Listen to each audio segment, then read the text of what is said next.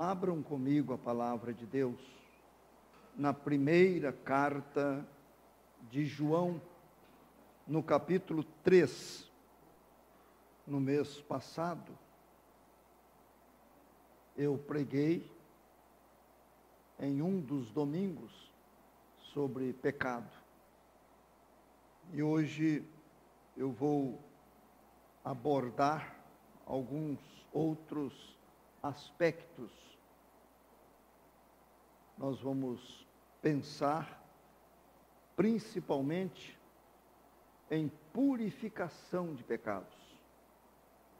É o título da mensagem desta noite. Eu quero ler os 10 primeiros versículos. Primeira carta de João 3, de 1 a 10. Vede que grande amor nos tem concedido o Pai, a ponto de sermos chamados filhos de Deus. E de fato, somos filhos de Deus. Por essa razão, o mundo não nos conhece, porquanto não o conheceu a Ele mesmo. Amados, agora somos filhos de Deus, e ainda não se manifestou o que haveremos de ser. Sabemos que quando Ele se manifestar, seremos semelhantes a Ele, porque haveremos de vê-lo como Ele é. E a si mesmo se purifica todo o que nele tem esta esperança, assim como Ele é puro. Todo aquele que pratica o pecado também transgride a lei, porque o pecado é a transgressão da lei. Sabeis também que Ele se manifestou para tirar os pecados, e nele não existe pecado. Todo aquele que permanece nele não vive pecando. Todo aquele que vive pecando não o viu, nem o conheceu. Filhinhos, não vos deixeis enganar por ninguém. Aquele que pratica a justiça é justo, assim como Ele é justo. Aquele que pratica o pecado procede do diabo, porque o diabo vive pecando desde o princípio. Para isto se manifestou o Filho de Deus, para destruir as obras do diabo. Todo aquele que é nascido de Deus não vive na prática de pecado, pois o que permanece nele é a divina semente. Ora, esse não pode viver pecando, porque é nascido de Deus. Nisto são manifestos os filhos de Deus e os filhos do diabo. Todo aquele que não pratica justiça não procede de Deus, nem aquele que não ama a seu irmão. Meus irmãos, eu fiquei observando neste texto, nesta passagem. No versículo 5 diz que nele não existe pecado. Em Deus não existe pecado. Esta é a verdade que nós temos aí. No versículo 3 fala, Ele é puro, assim como Ele é puro. Termina o versículo 3. Assim como Ele é puro, referindo-se ao Senhor nosso Deus. Depois vem o versículo 8. Aquele que pratica o pecado procede do diabo.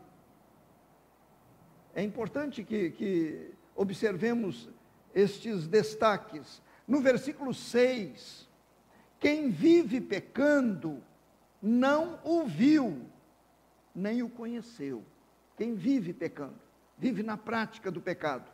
No versículo 8, novamente, para isto se manifestou o Filho de Deus, para destruir as obras do diabo. Todas as obras do diabo são pecaminosas. Jesus veio para destruí-las. Depois nós temos aí no versículo 4, pecado é a transgressão da lei. Quando eu peco, eu transgrido a lei de Deus. Pecado é a transgressão da lei. Em primeiro lugar, eu quero dar uma palavrinha sobre distinção de pecado. Nós sabemos que pecado é pecado. Nós sabemos que para Deus não tem pecado grave, pecado menos grave, pecado pequeno, pecado médio, pecado grande. Pecado é pecado. Qualquer pecado ofende a Deus. Mas, irmãos, pensem comigo em duas coisas. A primeira, existe o pecado original. Os teólogos são unânimes em afirmar desta maneira. Pecado original é o pecado que teve a sua origem lá no Jardim do Éden e que foi sendo transmitido à raça humana por herança. Então todos nós recebemos esta herança maldita, porque Adão e Eva estiveram lá no Jardim do Éden como representantes da raça humana. Então eles caíram em pecado. Esse pecado passa para todos. Davi nos esclarece bem quando no Salmo 51 ele diz assim: eu nasci na iniquidade, em pecado me concebeu a minha mãe. Pronto. A criança não fez nenhuma escolha, mas a herança já ela recebeu. Então este é chamado pecado original. Agora, em segundo lugar, nós temos os pecados atuais. Eu recebi aquele por herança, mas estes eu os pratico. Trouxe a contaminação. Sempre nós gostamos de usar esta palavra, veneno.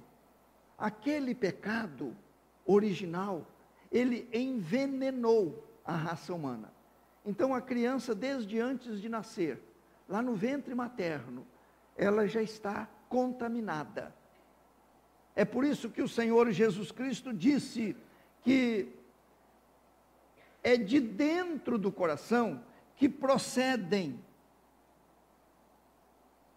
os adultérios, procedem os maus desígnios, procedem as prostituições, os furtos, os homicídios, a avareza, a malícia, é de dentro do coração. É de lá que procede. Não é difícil a gente entender isto. Há pouco tempo eu estava tentando explicar isto num estudo que eu fiz lá no CTA. Estávamos dizendo ali que a criança, ela exterioriza isto que ela já nasceu com ele. Este mal é exteriorizado pelo comportamento das criancinhas, muito tenras. E aí vai crescendo. À medida que vai havendo desenvolvimento físico, mental, intelectual, aí vamos vendo as proporções pecaminosas desta vida. Isto tudo é muito sério. Nós precisamos dar atenção a isto. Billy Graham dizia que a palavra pecado caiu de moda. As pessoas quase não citam este vocábulo pecado. Usam vários outros. Mas pecado é um vocábulo muito antigo e os modernos não devem usá-lo. Meus prezados, eu preciso entender cada vez mais sobre pecado. Nós precisamos. A segunda coisa que me chama a atenção é esta: pecado é a causa de toda desgraça. Procurem sair daqui com isto na mente E não se esqueçam nunca mais, pecado é a causa de toda desgraça. Tudo que há de ruim tem a sua origem no pecado. Acontece por causa do pecado. Em todas as pessoas não escapa ninguém. Eu vou dizer para os irmãos, e já disse em estudo aqui, que o pecado, ele pode levar até a pessoa a ter uma morte prematura. Pode morrer antes do tempo. Eu sei que muita gente não acredita nisso, mas eu aprendo na Bíblia. Ele é tão prejudicial, ele atrapalha tanto a pessoa, que eu vou dizer, crentes e não crentes, cristãos e ímpios, podem morrer prematuramente em consequência do pecado. Nós temos isso na carta de João, nós temos isso no livro dos Salmos, então mostrando que isto acontece. Nós temos na primeira carta aos Coríntios, Paulo falando, entregando inclusive um cristão a Satanás, para Satanás dar fim à sua carne, é por causa do pecado. O pecado tem esta capacidade. E meus irmãos, eu fiquei observando alguns textos na Bíblia, por exemplo, os vossos pecados afastam de vós o bem. Não sei se já pararam neste versículo que está em Jeremias. Os vossos pecados afastam de vós o bem. Um bem que eu quero e preciso receber, ele pode não chegar a mim por causa do meu pecado. É isso que o Jeremias disse. Pecado afasta o bem de nós, afasta a coisa boa de nós. Quem sabe estamos insistindo com Deus para recebermos alguma coisa que nós julgamos tão importante e necessária e não recebemos. O pecado impede a pessoa de receber. Outra coisa que me chamou muito a atenção, e hoje particularmente eu fiquei pensando, é o que está lá no livro dos Provérbios. O pecado é o opróbrio dos povos aí nações. O pecado é o opróbrio dos povos. Aí alguém pode perguntar, o que é opróbrio? O que significa a palavra opróbrio? Poderíamos citar várias palavras como sinônimas, mas uma que me chama muito a atenção, extrema baixeza do ser humano. Opróbrio, extrema baixeza do ser humano. Opróbrio, degradação, desonra, isto é opróbrio. E o Salomão, então, neste texto de Provérbios, ele disse, o pecado é o opróbrio dos povos.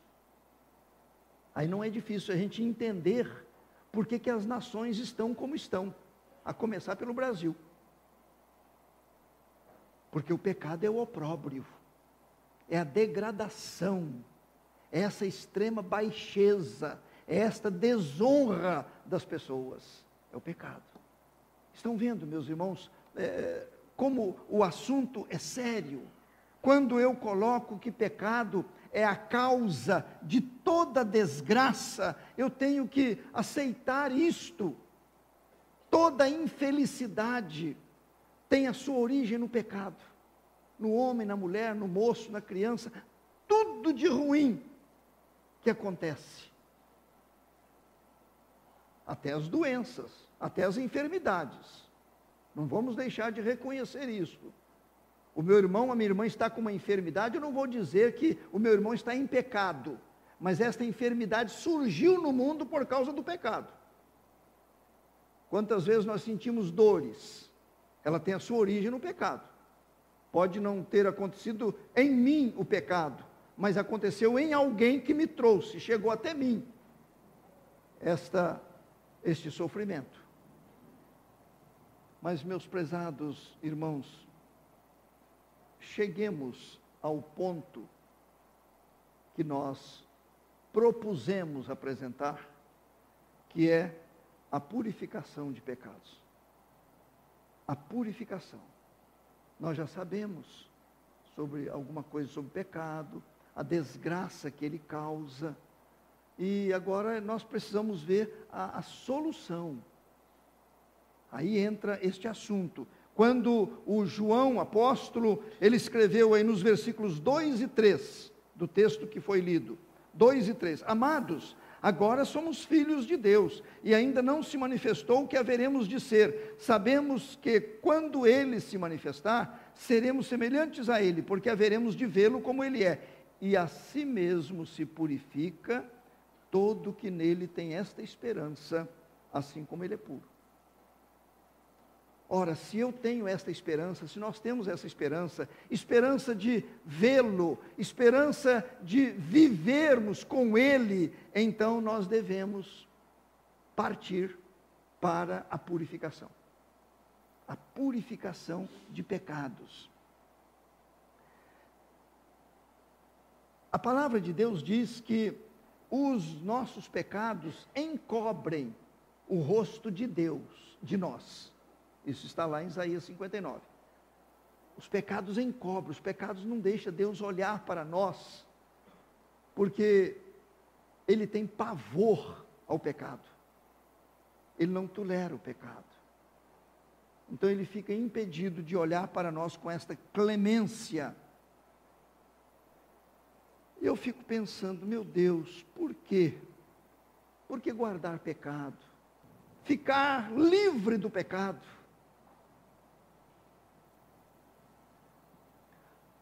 Teólogos apresentam 5 estados das pessoas. O primeiro é o estado da inocência. Esse estado da inocência, os únicos que experimentaram foram Adão e Eva. Os únicos. Não existe criança inocente. Mas a pessoa fala, né? A criancinha é tão inocente. Em se tratando de pecado, não é. Só Adão e Eva experimentaram o estado de inocência, porque eles foram feitos sem pecado, sem culpa, sem mancha. Depois vem o estado de pecado. É esse que nós dissemos agora há pouco. As pessoas já nascem com ele. Já entram no mundo nesse estado de pecado. Com a atuação de Jesus Cristo, a pessoa entra no estado da graça. Aí vai viver no mundo de pecado, numa carne tendente ao pecado, mas vive usufruindo do estado da graça, aguardando o estado da glória. É o quarto, aguardando o estado da glória, vai entrar na glória, aí resolve-se de uma vez por todas. Mas aqueles que não experimentaram o estado da graça, aí vai entrar no estado de sofrimento sem fim, que é o quinto estado. Estado de sofrimento sem fim, sem salvação, quando o Senhor dirá, apartai-vos de mim, malditos, para o fogo eterno, preparado para o diabo e seus anjos. Meus prezados irmãos, se eu tenho na Bíblia a palavra purificação, observem bem o que diz João, aí na sua primeira carta, no capítulo 1. Se confessarmos os nossos pecados, Ele é fiel e justo para nos perdoar os pecados e nos purificar de toda injustiça. São duas coisas, perdoar os pecados e nos purificar. Podem observar que nós enfatizamos sempre o perdão e não a purificação. Está dando para entender? Nós enfatizamos o perdão. Eu me satisfaço com o perdão, quando não deveria me satisfazer com o perdão. Precisamos ir adiante com a purificação.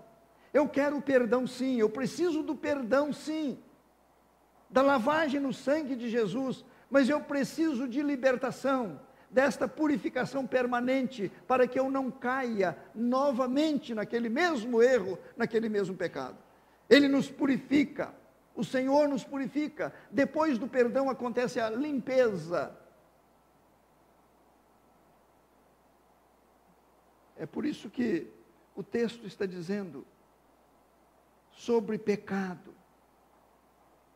A prática do pecado mostra que a pessoa não conhece ao Senhor Deus através de Jesus. A prática do pecado. Eu não sei porquê, eu pensei muito hoje em membros de igreja sem purificação de pecados. Pessoas atuantes em igrejas sem a purificação de pecados. Vivendo uma vida de derrotas. Meus prezados, estamos vendo, o Marco Aurélio apresentou um estudo, 2 domingos atrás, né? O Loriberto apresentou outro hoje, dentro desse mesmo assunto. O reverendo Jader apresentará um terceiro no próximo domingo, se Deus quiser. É um assunto para se pensar, sim, mas a solução para cada marido, para cada esposa, para cada filho, para cada família, a solução chama-se Jesus Cristo. Jesus Cristo, com o seu poder perdoador e o seu poder purificador. Por mais que aprendamos, por mais que venhamos a ler, a estudar, eu estava fazendo errado, eu não fiz desse jeito, eu estraguei lá o meu casamento, por mais que a pessoa analise isto, ela não tem forças próprias. Proteger casamento é só pelo poder de Jesus Cristo. Eu não consigo proteger o meu, ninguém consegue proteger o seu casamento. Porque as armas do maligno, elas são mais poderosas do que qualquer um de nós. Com todos os conhecimentos que venhamos a ter, as armas do maligno são mais poderosas. E eu preciso, meus prezados irmãos, em todas as situações, circunstâncias, áreas, eu preciso reconhecer o meu pecado, pecado de homem, pecado de cidadão, pecado de esposo, pecado de pai, pecado de sogro, pecado de avô. Eu preciso reconhecer, buscar o perdão e a purificação. Purificação. Sem isto não haverá paz no meu coração. Sem isso não haverá vitória na minha vida, nas mais diversas áreas. Não haverá. Eu gostaria que cada um pensasse assim. Não são os conhecimentos que nos libertam. De conhecimentos o mundo está cheio. Cada um pode dar aulas. De conhecimentos nós temos aí em abundância. Mas é experiência de perdão. É experiência de purificação, é experiência de nova vida. E nós temos na Bíblia esta insistência. João Batista, quando começou o seu ministério, ele começou com esta pregação: arrependei-vos, está próximo o reino. Jesus Cristo, quando começou o seu ministério, ele começou com esta pregação: arrependei-vos. É arrependimento, arrependimento, arrependimento. E eu tenho do que me arrepender diariamente. O meu irmão, a minha irmã, cada um aqui tem do que se arrepender diariamente. Nós precisamos, com seriedade, passar diariamente, pelo menos uma vez no dia, um momento de confissão, com arrependimento e de recebimento de purificação no sangue de Jesus Cristo. Deus nos ajude. Deus tenha misericórdia de nós.